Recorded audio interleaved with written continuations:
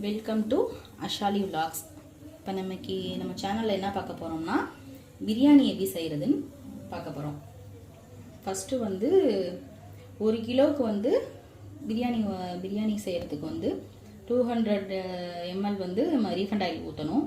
நான் வந்து இப்போ 1/2 kg பண்ண போகிறேன். அதுக்கு வந்து 100 ml ரீஃபண்ட் ஆயில் ஃபஸ்ட்டு ஊற்றிட்டேன். எண்ணெய் நல்லா காஞ்ச உடனே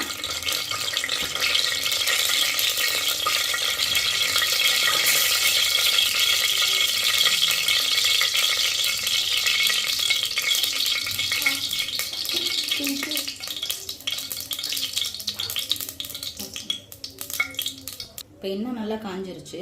ஃபஸ்ட்டு நான் வந்து பட்டை கிராம்பு ஏலக்காய் வந்து தூள் போடுறேன். 2 டீஸ்பூன் தூள் போடுறேன்.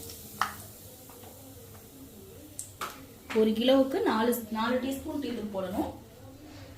நான் வந்து 1/2 kg பண்ணுறதுனால 2 டீஸ்பூன் டீத்தூள் போடுறேன். 2 டீஸ்பூன் பட்டை கிராம்பு ஏலக்காய் போடுறேன்.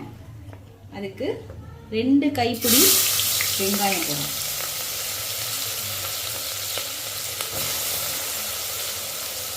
நம்ம கைப்பிடி அளவே வந்து நம்ம ஊற்றி வச்சுக்கலாம்.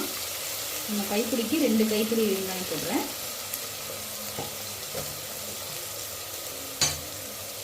இதை அப்படியே நீங்கள் 1 கிலோவுக்கு 1.5 கிலோவுக்கு அப்படியே நீங்கள் வந்து அளவுங்களை வந்து நீங்கள் மாற்றிக்கலாம்.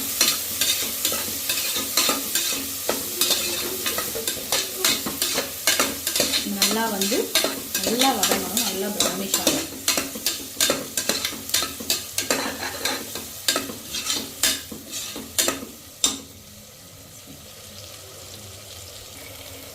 இப்போ 2 பச்சை மிளகா, நல்லா பெருசாக 2 பச்சை மிளகா போடுறேன்.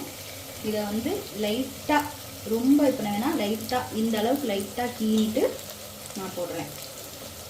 வெங்காயம் கொஞ்சம் எக்ஸ்ட்ரா போட்டால் கூட நல்லா டேஸ்ட்டாக நல்லா தான் இருக்கும். நான் வந்து இப்போ நான் எப்படி ஒவ்வொன்றும் ஒவ்வொரு இது வரிசையாக இந்த மாதிரியே நீங்கள் பண்ணிங்கன்னா பிரியாணி செம்ம டேஸ்ட்டாக நம்ம பாய் வீட்டு பிரியாணி மாதிரி அந்த மாதிரி இருக்கும்.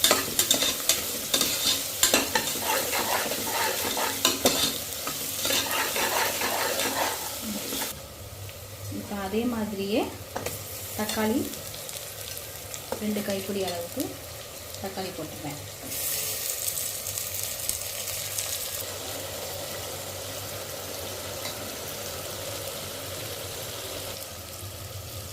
நான் எவ்வளோ எண்ணெய் ஊற்றுனோ அதே கிளாஸ்லையே இஞ்சி பூண்டு பேஸ்ட் வந்து அளந்து அதே கிளாஸ்லையே ஊற்றிருக்கேன். நீங்கள் எவ்வளோ எண்ணெய் ஊற்றுறீங்களோ அந்த அளவுக்கே வந்து இஞ்சி பூண்டு பேஸ்ட்டும் எடுத்துக்கணும். நல்லா வதங்கட்டும்.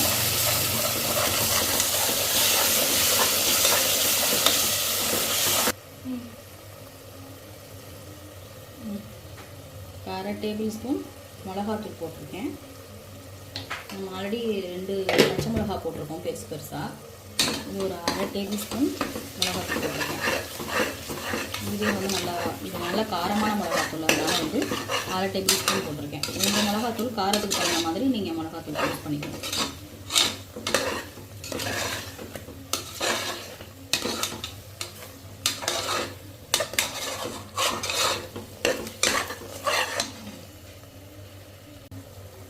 அடுத்தது இப்போ 2 டீஸ்பூன் பிரியாணி மசாலா போடுறேன்.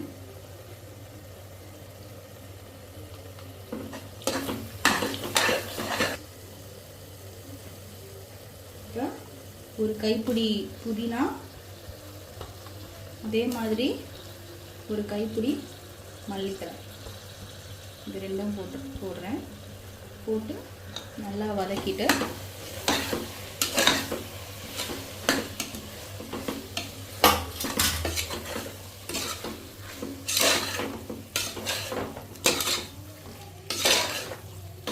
நான் வந்து குக்கரில் தான் இப்போ ஆக்குறேன். ஆனால் வந்து குக்கர் வந்து நான் கறி வேக மட்டும் மூடி வச்சுட்டு அதுக்கப்புறம் ஓப்பனில் தான் வச்சு சமைக்க போகிறேன். லாஸ்ட்டாக வந்து தம் கொடுக்கும்போது மட்டும்தான் குக்கரை க்ளோஸ் பண்ணுவேன். ஃபஸ்ட்டு கறியை போட்டு கறி வெந்ததுக்கப்புறமா வந்து ஓப்பனில் வச்சு நம்ம அரிசி போட்டு பண்ணுவோம் அந்த மாதிரி. இப்போ மட்டன் வந்து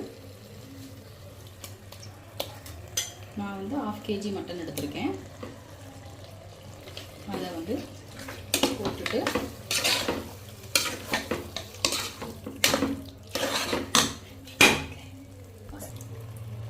இப்போ அந்த கிளாஸ்லேயே ஒரு அரை கிளாஸ் அளவுக்கு தயிர் ஊற்றிருக்கேன். ஊற்றிட்டு நல்லா இலக்கிட்டு சும்மா லைட்டாக தண்ணி ஊற்றி வேகிற அளவு தண்ணி ஊற்றிட்டு ஒரு 6 விசில்லேருந்து ஒரு 7 விசில் வரைக்கும் நல்லா மூடி வச்சு விசில் விட்டுருவேன்.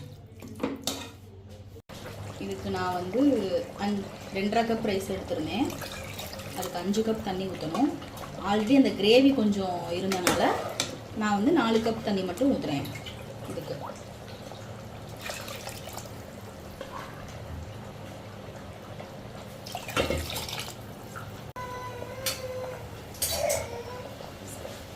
தண்ணி நல்லா கொதிச்சிருச்சு. இப்போ அரிசி போடுறேன்.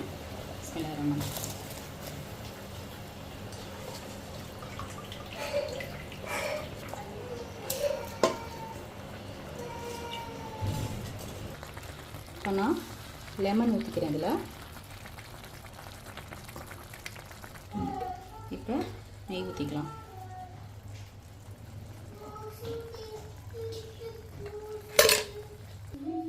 இப்போ தம்மூட போகிறோம். தோசைக்கல்ல ஒரு கிளாஸ் தண்ணியை ஊற்றி வச்சுட்டு இதை நம்ம விசில் போடாமல் அப்படியே தம்மில் வச்சிடணும். லோ ஃப்ளேமில் வச்சிடணும். ஒரு 10 நிமிஷம் தம் விட்டோம்னா அவ்வளோதான், பிரியாணி ரெடி. நான் உங்களுக்கு ரெடி ஆனதுக்கப்புறமா உங்களுக்கு காட்டுறேன்.